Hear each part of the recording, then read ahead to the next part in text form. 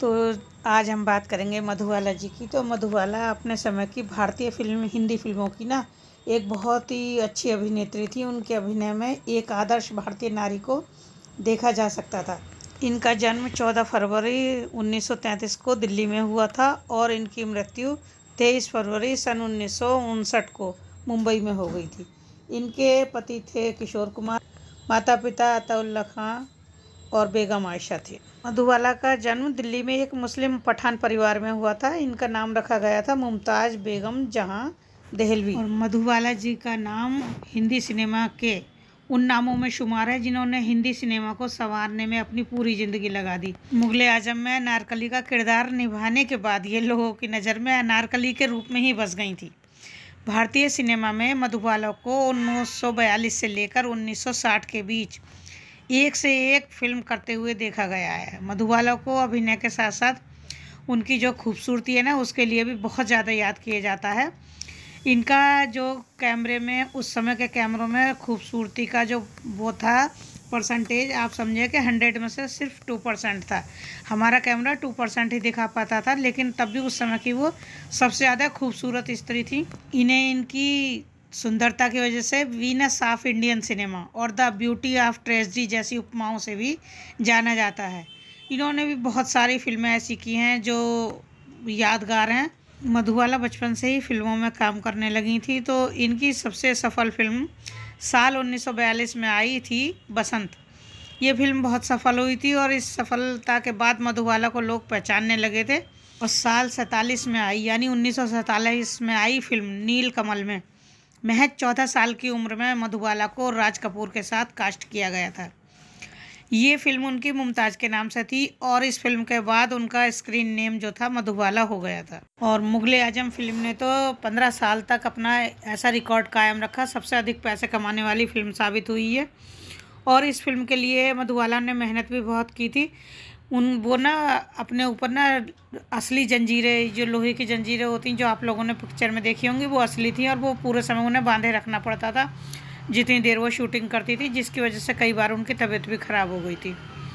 और ये पिक्चर ना साल 1960 में 10 साल की मेहनत के बाद बनी थी। तब ये फिल्म सबके सामने आई थी और ये फिल्म सबसे ज़्यादा पैसे कमाने वाली फिल्म साबित हुई।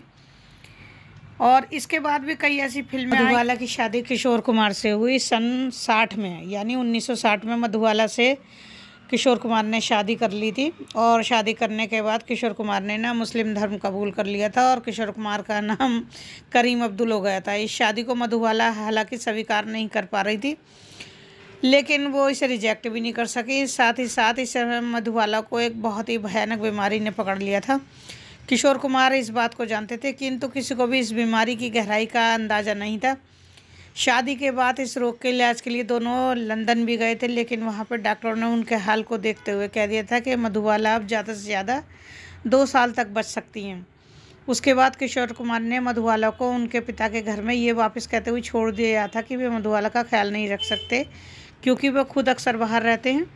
तो उसके बाद वो अपने पिता के घर रहे थे। मधुबाला का विवाह किशोर कुमार के साथ होने के कुछ साल बाद ही मधुबाला की मृत्यु हो गई थी, जिसके कारण उनका पारिवारिक जीवन अधूरा ही रह गया और उनके कोई बच्चे भी नहीं हुए। लगातार मेडिकल जांच से ये बात सामने आई कि मधुबाला के दिल में एक छेद है। इस रोग को हालांकि फिल्म इंडस्ट्री से छुपा कर रखा गया था, लेकिन इस रोग की वजह से उनके शरीर में खून की मात्रा बढ़ती जा रही थी और ये एक्स्ट्रा का जो खून था ये इनकी नाक और मुंह से बाहर आने लगता था।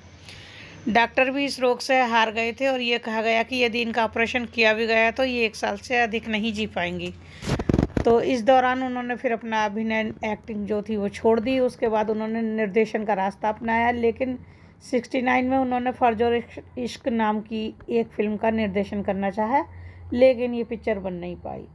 और इसी साल 23 फरवरी सन 1959 को अपना 36वां जन्मदिन मना लेने के बाद 9 दिन बाद ही उनकी मृत्यु हो गई।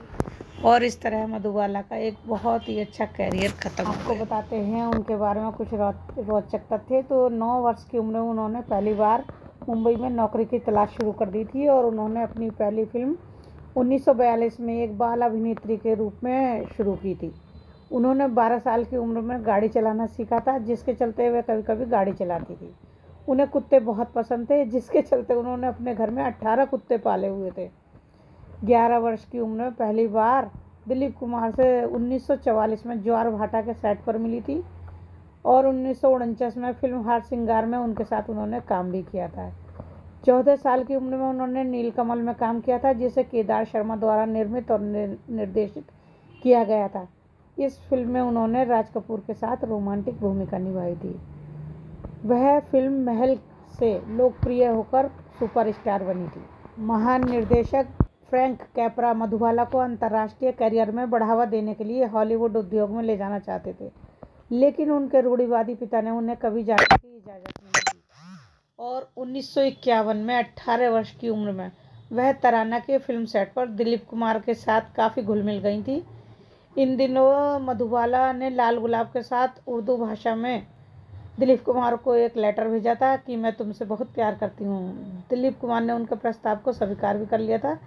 दोनों 7 साल तक एक रोमांटिक रिश्ते में बंधे रहे थे, लेकिन अपने पिता के विरोध के कारण उन्हें दिलीप से अपना रिश्ता तोड़ना पड़ा था।